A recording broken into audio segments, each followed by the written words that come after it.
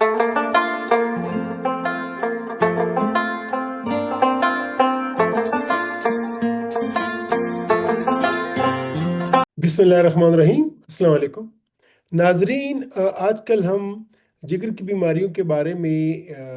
Series जारी रखे हुए हैं और हर एपिसोड में हम जिगर की बीमारियों के मुख्तलिफ पहलुओं का अहाता कर रहे हैं। अब तक हमने ये जाना कि जिगर की साख्त क्या है, इसके अफ़ाल क्या हैं,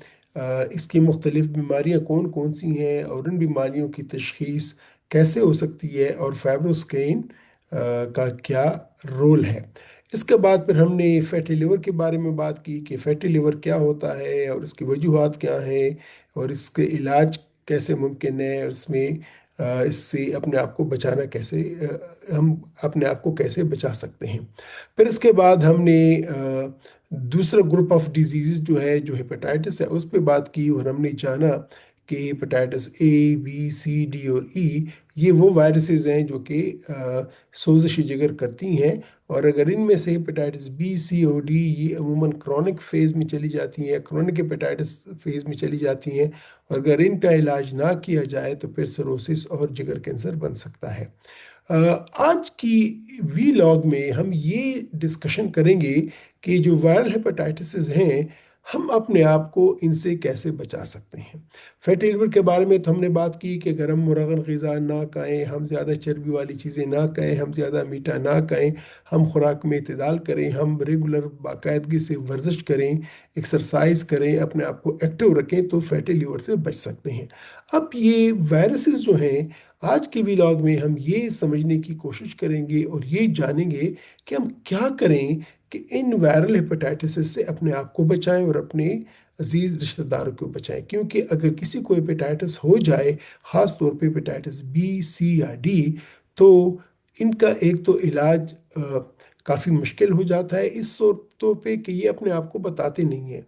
स्क्रीनिंग में मूवमेंट का पता चलता है, जब कोई स्क्रीनिंग करता है उसको पता चलता है कि मुझे हेपेटाइटिस बी या सी है। और दूसरी बात ये कि हेपेटाइटिस सी का तो बड़ा सही इलाज हो जाता है, हेपेटाइटिस बी का भी इलाज मुमकिन है, लेकिन जब हम देखेंगे हेपेटाइटिस बी के वीडियो में तो हम जानेंगे कि हेपेटाइटिस बी का इलाज ब्लड प्रेशर और शुगर की तरह सारी उम्र का इलाज है।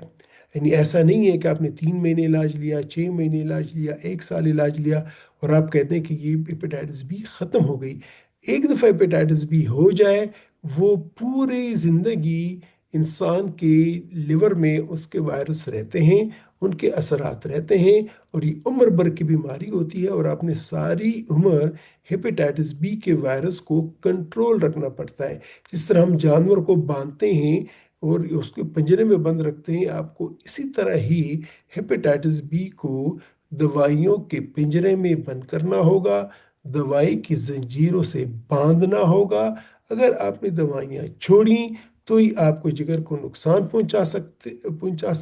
हैं, नहीं बल्कि पहुंचाता है, और फिर क्रोनिक हेपेटाइटिस से मरहला बढ़ के सिरोसिस और कैंसर तक पहुंच सकता है। तो आइए देखते हैं कि हम इन हेपेटाइटिस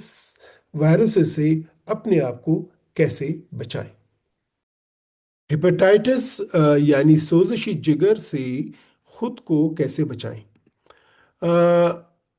नाजरीन, हम ये दूसरे ग्रुप ऑफ डिजीज़ को डिस्कस कर रहे हैं। हमने फैटी लिवर डिस्कस कर लिया है, दूसरा ग्रुप है हेपेटाइटिस का, और इसके बाद आने वाली वीलॉग्स में हम सिरोसिस और लिवर कैंसर पे भी डिस्कशन करेंगे। तो पिछले वीलॉग में हमने हेपेटाइटिस को जाना, उनको समझा, और हेपेटाइटिस की वजह से जो एक्यूट हेपेटाइटिस, क्रोनिक हेपेटाइटिस होता है उनको हमने समझा। आज हम देखेंगे कि इन हेपेटाइटिस वायरस से अपने आप को कैसे बचा सकते हैं। ये मेरे इन नाजरीन को जिन्होंने अभी हमारी सीरीज़ को ज्वाइन किया है उनसे रिक्वेस्ट होगी कि इससे पहले वाली वीलॉग्स को भी लाजमन देख लीजिएगा।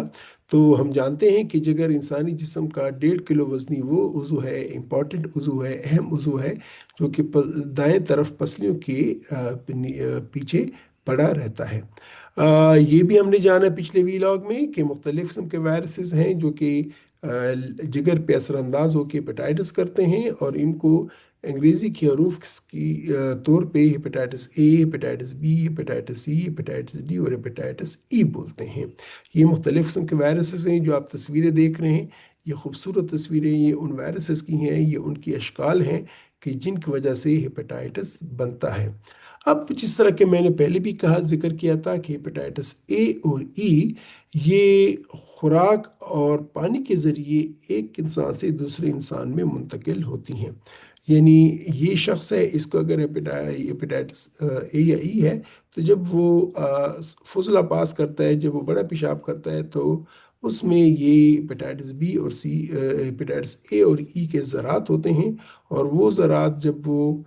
پانی، اس نے اگر ہاتھ صاف نہیں کیے، یا اس نے ہاتھ صاف نہیں کیے اور صحیح طریقے سے صفائی نہیں کی ہے، اور وہ اپنے گلاس کو ہاتھ لگاتا ہے، پیالی کو ہاتھ لگاتا ہے، تو اس میں بھی انفیکشن ٹرانسفر کر سکتا ہے۔ یا اگر یہ پانی جو ہے، یہ جو ایکسکریٹا ہے، یہ جو واش روم کا جو پانی ہے، یہ اگر کہیں پائپوں میں لیک ہو جائے، وہ مکس ہو جائے پینے والے پانی سے، تو ہوتا کیا ہے کہ جو شخص یہ پانی پیے گا، جو لوگ یہ پانی پئیں گے، یہ خوراک کھائیں گے، تو ان کو بھی ہیپیٹائٹس اے یا ای ہو سکتا ہے۔ جس طرح کہ یہ آپ دیکھ رہے ہیں کہ یہ جو پانی ہے، یہ گدلا پانی ہے، انفیکٹڈ پانی ہے، اور اس سے چانس ہے کہ اگر اس میں ہیپیٹائٹس اے یا ای کے وائرسز ہیں تو وہ دوسرے کو متاثر کر سکتے ہیں۔ اسی طرح یہ جو میں نے کہا کہ یہ چونکہ سٹول میں پاس ہوتا ہے، پخانے میں پاس ہوتا ہے، تو اگر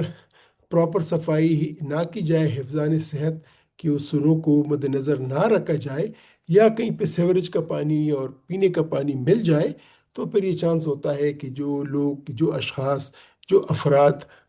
ایسا انفیکٹڈ پانی استعمال کریں گے یا انفیکٹڈ خوراک استعمال کریں گے، تو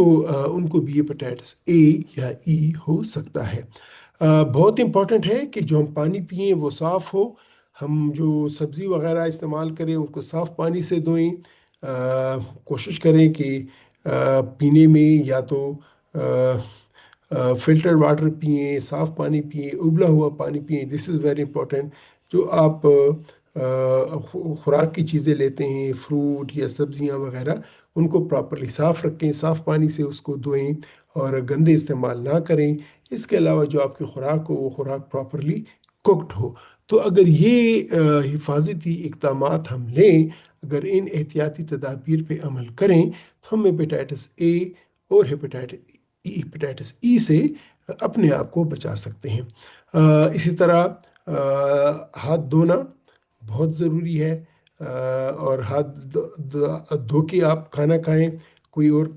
چیز استعمال کریں۔ اسی طرح ہیپیٹائٹس اے اور ہیپیٹائٹس ای کی ویکسین بھی ہے، تو یہ استعمال لگائیں جن لوگوں کو خطرہ ہے، یا جو ایسی جگہوں پہ رہتے ہیں جہاں پہ حفظان صحت کا مسئلہ ہو، تو ان کو ہیپیٹائٹس اے اور ای لگانی چاہیے۔ اس کے علاوہ یہ جو عام سین ہم دیکھتے ہیں ہمارے ملک میں عام ہے، یہ بہت بڑی وجہ ہے ہیپیٹائٹس اے اور ہیپیٹائٹس ای کے پھیلانے کا۔ اب باتیں ہیں ہیپیٹائٹس بی اور ہیپیٹائٹس سی، وہ وائرسز جو کہ، اور ہیپیٹائٹس ڈی بھی، جو کہ کرونک ہیپیٹائٹس بناتے ہیں، جس سے پھر سروسس بنتی ہے، اور جس سے پھر سروسس کے بعد پھر کینسر بنتا ہے۔ ان کی وجوہات ایک تو یہ ہے کہ یہ جو ٹیٹوئنگ ہوتی ہے، جس طرح کہ میں نے کہا کہ یہ خون سے، یا خون کے ذریعے یا رگوں میں ایک سے دوسرے شخص کی طرف جاتا ہے، تو یہ جو عموماً ٹیٹوئنگ کا ہے، آج کل کے بچے بچیاں یہ ٹیٹوز کرتے ہیں اپنے آپ کو، جو دن مشینوں پہ ٹیٹوز ہوتا ہے۔ اگر مثلاً ایک شخص گیا، اس کو ہیپیٹائٹس بی یا سی تھا، اس کو معلوم نہیں تھا، اس کا ٹیٹو ہو گیا، اور اسی انسٹرومنٹ پہ باقی لوگ جتنے بھی ٹیٹوز بناتے ہیں، ان سب کو یہ وائرس وہ منتقل ہو جائے گا، اور سب کو ہیپیٹائٹس بی یا سی ہو جائے گا۔ اسی طرح ڈائلسس میں جن کو گردوں کی صفائی ہوتی ہے، ان کی مشینوں کو ہیپیٹائٹس بی سی صاف ہونا چاہیے۔ ان کو جو ڈائلسس، اگر ہیمو ڈائلسس ہے یا جو ہے پیریٹونل ڈائلسس ہے، وہ اکوپمنٹ بھی اور وہ ٹیوبنگ سب کچھ ہیپیٹائٹس بی سی سے صاف ہونی چاہیے۔ اسی طرح یہ اگر کوئی ویکسینیشن ہوئی ہے، وہ اس انجیکشن سے بھی ہو سکتی ہے۔ یہ عموماً ہماری بچیاں جو کہ اپنے کان میں سوراخ کرتی ہیں، چدواتی ہیں، یا پھر اپنے ناک میں جو ہے نا وہ جو پیئرسنگ کرتی ہے، ان کی مشین بھی اگر کلین نہ ہو تو ان کو بھی ہیپیٹائٹس بی یا سی ہو سکتا ہے۔ اسی طرح اب کچھ لوگ اپنے آپ کو جو ڈرگ ابیوزرز ہیں ان میں ہو سکتا ہے۔ اس کے علاوہ ڈینٹل پروسیجر سے بھی ہیپیٹائٹس بی ایسی ہو سکتا ہے، سرجری سے ہو سکتا ہے، انڈوسکوپی سے ہو سکتا ہے، دوران یہ انتقال خون سے ہو سکتا ہے۔ یہ ویری امپورٹنٹ ہے۔ یہ بہت ضروری ہے کہ ہم اپنے بچوں کو، تمام بچوں کو ہیپیٹائٹس بی کی ویکسین لگائیں، ہم اپنے آپ کو بھی اسکرین کریں، اور جن لوگوں میں ہیپیٹائٹس بی خوش قسمتی سے نہ ہو وہ اپنے آپ کو ویکسین کریں۔ خاص طور پہ وہ افراد کہ جن کے گھر میں کوئی ہیپیٹائٹس بی کا مریض ہے، یا اگر اسپاؤسز ہیں تو شادی شدہ جوڑے ہیں تو اگر ان میں سے شوہر یا بیوی کو ہیپیٹائٹس بی ہے تو دوسرے کو لازماً ہیپیٹائٹس بی ویکسین لگانی چاہیے، کیونکہ ہیپیٹائٹس بی ویکسین سے تقریباً مکمل طور پہ اس کے بچاؤ ممکن ہے۔ ادروائز اگر ہیپیٹائٹس بی ہو گیا تو جس طرح کہ میں نے کہا کہ یہ عمر بھر کی بیماری ہے، یہ ایسی کوئی بیماری نہیں ہے کہ آپ 3 مہینے، 6 مہینے، 1 سال علاج کر لیں گے، وہ علاج آپ نے ختم کر لیا اور ہیپیٹائٹس بی یا سی یہ کہ وہ ختم ہو جائے گا، ایسا نہیں ہے۔ ہیپیٹائٹس بی یا سی، ہیپیٹائٹس بی یہ ساری عمر بدن میں رہتا ہے، ہیپیٹائٹس سی تو ختم ہو جاتا ہے، لیکن ہیپیٹائٹس بی ساری عمر بدن میں رہتا ہے۔ لہٰذا ساری عمر کی بیماری سے بچاؤ کے لیے یہ لازمی ہے کہ آپ اپنے آپ کو ویکسین کریں، آپ اپنے خاندان کو، اپنے بچوں کو، اپنی فیملیز کو ویکسین کریں، اور تمام نوزائیدہ بچوں کو ویکسینیشن کروائیں۔ سرنجز یہ ایک بہت بڑی وجہ ہے۔ اگر سرنج جس کو کوئی انجیکشن لگانا ہو، کوئی دوائی لگانی ہو، اور اگر وہ سرنج کلین نہ ہو، کلین اینڈ نیٹ نہ ہو، وہ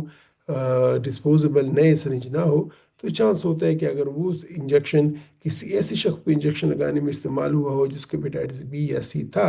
اور اس کو معلوم بھی نہیں تھا، تو جس دوسرے شخص کو یہ اس سرنج سے، اس نیڈل سے انجیکشن لگے گا، اس کو بھی ہیپیٹائٹس بی یا سی ہو سکتا ہے۔ تو ناظرین، یہاں پہ میں اینڈ کروں گا انشاءاللہ۔ آنے والے وی لاگ میں ہم ہیپیٹائٹس بی، یعنی جو ہیپیٹائٹس ہم نے ڈسکس کیے تو اس میں ہیپیٹائٹس بی کے بارے میں بات کریں گے۔ ہیپیٹائٹس بی کیا ہے، اس کا علاج کیا ہے، اور میں نے پہلے ہی آپ سے کہہ دیا ہے کہ ہیپیٹائٹس بی ایک دفعہ ہو جاتا ہے تو یہ ساری عمر کی بیماری ہے۔ جس طرح بلڈ پریشر یا شوگر یا دمہ یا فالج ساری عمر بھر کی بیماری ہے، اسی طرح ہیپیٹائٹس بی بھی عمر بھر کی بیماری ہے، اور اس کا علاج ساری عمر پر لینا پڑتا ہے۔ تو ہیپیٹائٹس بی کو ذرا تفصیل سے جانیں گے انشاءاللہ آنے والی ویلاگ میں۔ تب تک میں آپ لوگوں سے اجازت چاہتا ہوں، اپنا خیال رکھیے گا۔ خدا حافظ۔